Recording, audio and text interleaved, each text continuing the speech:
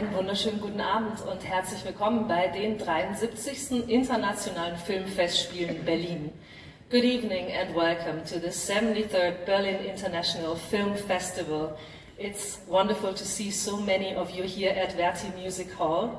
Und ich möchte an dieser Stelle ganz herzlich begrüßen unsere Kulturstaatsministerin Claudia Roth. Please welcome our State Minister of Cultural Affairs, Claudia Roth.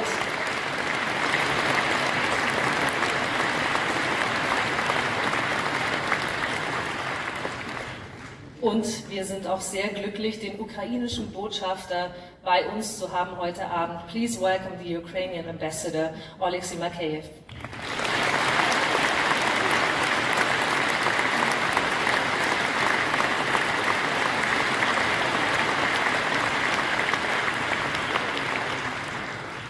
Sie werden heute Abend eine Weltpremiere erleben. Sie werden als allererstes Publikum Superpower sehen von den beiden Regisseuren Sean Penn und Aaron Kaufman. Und ich möchte Ihnen jetzt den Kurator der Berlinale Special-Reihe vorstellen und hier zu mir auf die Bühne bitten. Please welcome the Artistic Director of the Berlinale. Here's Carlos Chatrian.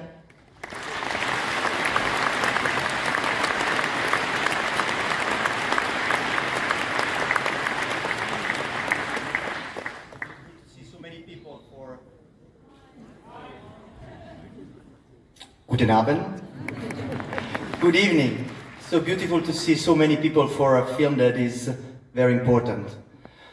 1 year ago we were here in Berlin celebrating the unifying power of cinema. When the brutal aggression of Ukraine burst and triggered a different movement of solidarity. The film you are about to see take us back to that time. It is very dear to us because it embodies many of the elements we love in filmmaking. Film can support people in distress. Films can make change happen. A film like Superpower builds everlasting bridges when the real bridges and the roads are cut. So we are very, very honored and pleased to show this film to all of you. And I'm also honored and pleased to welcome the filmmaker of Superpower. Please welcome Sean Penn and Aaron Kaufman.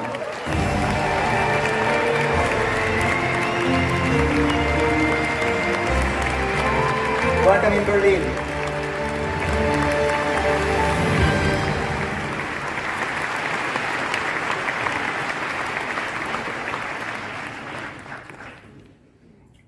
Good evening. Thank you all for your interest, for being here. I want to certainly thank Carlo, the Berlin Film Festival, for having our film and for being so respectful of the Ukrainians that are fighting a fight on all of our behalf.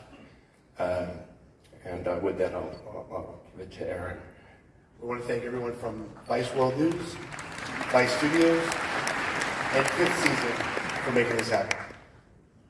Thank you so much. We leave you with the screening of Superpower, but please stay at the end of the screening because there will be time to talk with the filmmakers with a Q&A.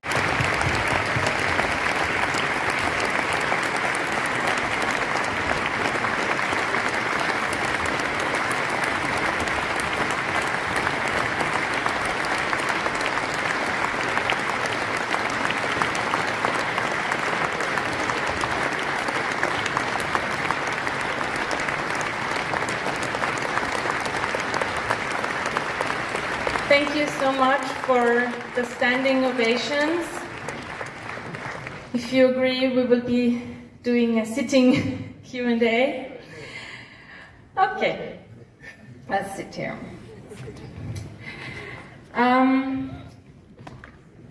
My name is Barbara. I'm part of the selection committee of Berlinale, and in the name of our festival, I wanted to express my huge and deep gratitude for your film, for giving us your film, for showing the film, but most of all for making this film. I think it came across also in this huge screening hall, a very heartfelt, authentic and super important film for you, I guess. So to lift the weight that is on our shoulders, I wanted to start with a more practical question. Can you describe the trajectory, the process of how the original project that you had turned into this film? Yeah, well, I mean, originally, our colleague, producer Billy Smith, had come to me and you know, as is described in the film, I know this was, you know, certainly the war had been going on since 2014, but it was what would have been considered internationally as sort of border skirmishes, and of course the annexation of Crimea. But at that time there was no looming threat of an invasion, and then so we were really interested in kind of discovering Ukraine through the story of its president, then modern Ukraine. And then we got Aaron on board because it was going to take two if I was going to have to be on camera at all. And so I got somebody to do all the hard work. And you want to pick it up from there? No, I think from there we sort of sat and we were all really interested in Zelenskyy, and we were all really interested in kind of what an interesting character he was. And I think it was really after that that we started to learn about Ukraine. I don't know that really any of us understood what Ukraine had been through. I don't think we really understood what Ukraine was at that moment. And what was the sad part of it was we spent a lot of time there and we really fell in love with it. We really fell in love with the country, we fell in love with the people, but we also fell in love with sort of this idealism that I think after the last 4 or 5 years of American politics, we had lost touch with something that we found they were in touch with, which was they had different opinions, they have different ways of life, but they all wanted to be better, and they seemed very united in that goal. And so we fell in love with that. Unfortunately, just as we fell in love with it, somebody decided to invade it. I guess it was a huge challenge also to not just make the decision to stay, but then put this whole, the whole depth of the experience and the closeness of it and the special situation also, closeness to the political center of the country into a film. Can you talk about your collaboration? Because Sean already said it took 2 of you. But it took more than 2. It took more than 2, and actually some of the heroic Ukrainians who were in the film and helped us do it are here tonight. That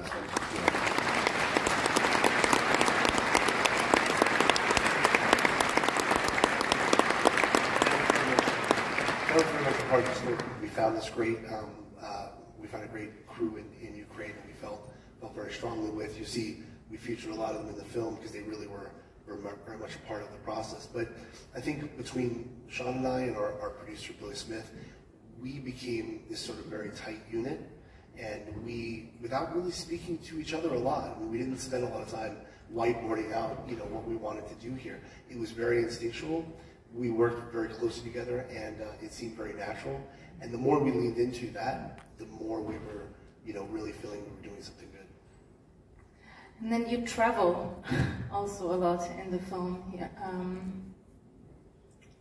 Did you feel that, from the very beginning that it is, you have this one passage when you say that you feel like in the center of the universe, and it's like such an easy thing to say, but in the way you say it, I could totally relate to it and I felt so much with you at this point. Did you also conceive of your journey as already from the very beginning as a historical one? Did you understood this is a historical moment? And well, the day of the invasion, I think the main thing that overtook all of us was a kind of heartbreak. And it did extend beyond. I didn't feel it more relative to Ukraine than I did for my children, because one of the things Congressman Swalwell, who's in the film and here tonight, said very clearly, tying together what the impacts of a a Russian victory in Ukraine would be for the world, and it's economic, it's refugee flows, it's discussed. It's so tabletop horrible. You know, it's not so much about what if Ukraine loses, because they won't. But if you imagine what it is if Russia wins, we are all fucked. Just dead fucked. And so, and also I think, you know, we're already, as Americans, I can say, we are going to have to take on board a level of shame for not having scaled up sooner with the weapons. I think it's very clear at this stage that whatever it's going to take to keep U.S. troops out of there, ultimately we will do, and so why not now? Doesn't only relate to the US. And in a way we are, tragically enough, the whole narrative that the speed is not catching up, we don't need a ride, we need arms. It's still truth until the very day, unfortunately. We're approaching a very sad and tragic anniversary. There's been written about also the fact that you just recently visited Kiev. Where will you be on this February 24th? Well, yeah, I mean, we came here from Kiev just in the last couple of days because we wanted to have the first premiere for the subject of the film, President, and so we went and did that and then hurried on up to Berlin. Where we'll be tomorrow, I think, I'm not sure. Tomorrow, by the way, there will be 3 more screenings of the film, so please spread the word. So speaking of your main protagonist of this film, I mean, there is a lot of parallels in the way that initially you're both actors and you end up as highly important political people. I mean, of course, there is no such thing as comparison with President Zelenskyy. I think it will be hard to find anyone at the moment on this planet who is comparable. But still, there is this both sides. Can you talk a little bit about your relationship, how it got closer? Would you call it a friendship? Here's what I'd say, is that I think I don't have the academic prowess, the historical knowledge, or the journalistic training to make a film where it's about what I'm saying. And so we had people whose trust we needed. And I feel that if you can be trustworthy, you can get some trust, and that we were, as a team, able to get that. But it's also to be said that it wasn't just our trustworthiness. It was exactly the difference.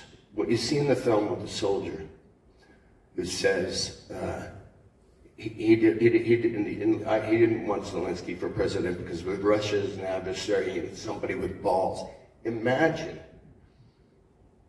saying that about Putin and Russia. And then he's fine with it being in the film. Because from the very beginning, they didn't tell us who to talk to. They didn't tell us who not to talk to. In fact, aside from the time that we spent with the president and his people while making the film, they saw nothing until 5 days ago. And there wasn't, it was just go, you know, and so that's a lot different than life with the neighbor next door. We were surprised by that. We really thought that people would be very afraid of the state, would be afraid to be forthcoming. We found them quite the opposite. Once you got them talking, they all have a lot to say. They have a lot of opinions, and they all felt very connected to the government. they all felt very connected to the future of Ukraine. Whether it was a guy in the street with a placard or it was somebody in a think tank, they all felt like they were part of something. And that was really enlightening to us. It was really interesting. And I don't think we went into making a movie about Ukraine thinking that that was going to be our experience. I also have the feeling that, of course, in the moment of the invasion, because a lot of the part before it is about the enormous uncertainty of what is going to happen. And then it happened. And then you come back in June and you see, of course, somehow a different country. Could you also feel a change in the certainty or in the determinism, or did you feel the same more or less the days after? No, this was true, because this was my 6th trip since the November before the invasion, this past week. And each time it becomes not only more determined, but the clarity of not only, it's not about survival, but about flourishing. It's not just about war, they are the efforts to keep culture alive, to play concerts, and they're doing it. And they're taking the time to do it. And they have these extraordinary invincibility centers all over the country. One of the president's programs, where when the grid goes out, it's cold, but they can go to these that have generators, get a little bit of warmth, get a little bit of tea, get on Starlink, and you know, have play areas for the kids. And the resolve is building the fruits of their imagination to improvise where they don't have the assets to do it in the conventional ways is only getting greater. And you know, I say it in the film, I think we feel it every day there that you know, it is. The measure of it, I have my opinion, is that where we'll be, whether it's in a year or 2 years or 3 or 5 years when it happens, it's just in terms of the support that they need, it'll be on the rest of the world as to how many more people were lost and how much more infrastructure damage. Already these concerns people have about, and I understand them, about the nuclear threat. We've already provided, the Germans and the United States and the UK and the other partners, Poland, who absorbed so many of the refugees with so much heart,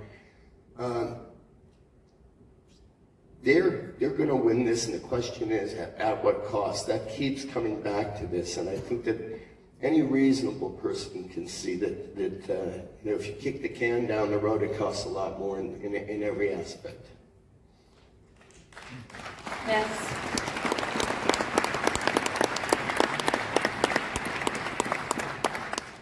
This comes as a maybe abstract question, but still I want to ask you this question, since you are part of a film business. Do you more than believe in the impact of a film, of also your film, on global politics, on worldviews? I think now is a great time, especially with documentary film. I think 20 years ago, if you said to someone, you should watch my 6-hour documentary, they would laugh at you. Now people run home to watch a 6 hours of documentary over the weekend. I think that's beautiful. And I think that there's lots of different types of movies with different points of view. I think you'll see with Ukraine, there'll be our movie, there'll be others as well. So you can really approach the subject from a lot of different points of view. We encourage that, we love that.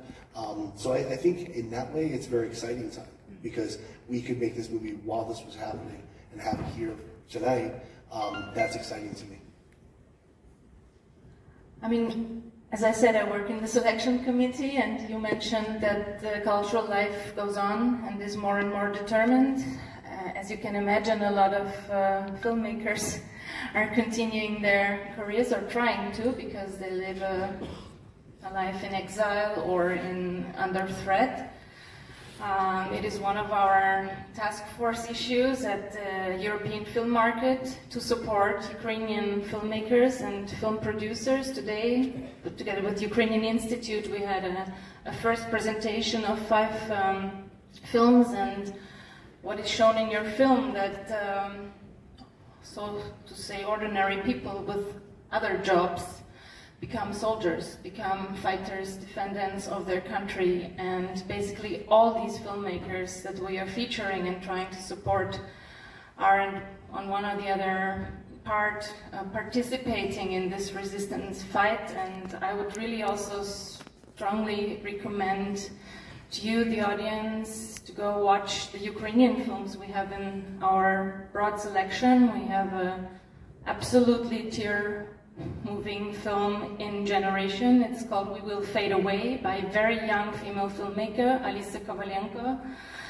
who is also a soldier, but decided to make a film about young people who have a goal and they reach it. That's as much as I will spoil. We have 2 films in Panorama. One is Iron Butterflies, and which is a documentary analyzing Russian warfare, not just the military, but also the hybrid warfare, which is also part of your film a little bit. This the kind of showing how the campaign, the media campaign, and the disinformation campaign is really awkwardly and fiercely influencing the perception of the war, and it destabilizes a lot the certainty that you were talking about, that if you open your eyes you can see clearly where is the evil and where is bad. But with these campaigns, maybe do you want to also say something about this, the usage of the footage, the media, and all the I think for us, we have that part which I think we love, which is, you know, where we're showing what's happening at that time, which we're seeing with our own eyes, and then when we got back to the States, we pulled up what the Russians were saying at that moment, just to see, you know, what were they being told. And it was just so crazy to us how different what they were being told was. And that's when Sean was like, we should just put bullshit up on the screen so people know, like, this is complete bullshit. And then we're climbing all these clips, and he's like, and it's even more bullshit, and it's even more bullshit. And that's where that came from, was there was tanks on the streets, but there was also that was bombarding the Russian people day in, day out, day in, day out. And so we're seeing it. I think we see a trickle-down aspect of that when we look in the U.S. even in the media, where as much as that is bullshit and it's very obvious, because it's repeated so often, so many times, that it trickles down into what we consider traditional media, where they're quoting phrases or fractures of that, and it's made its way into what we consider traditional media. And so we wanted to show that as you know, that's as repugnant and as malicious as some of the physical warfare. Okay, I think it's a good point to end, because when we were choosing the film, we were of course discussing, well, it is so obvious, isn't it? And I kept repeating, and others kept repeating, that even if it seems obvious that there is a resistance fight going on, which we all have to support and participate in one way or other, it is very necessary to also repeatedly come with this message, the right message, I think. So once again, thank you so much for taking this path, the trajectory, and the project that turned out a Superpower film. Thank you, Sean Penn. Thank you, Aaron Kaufman.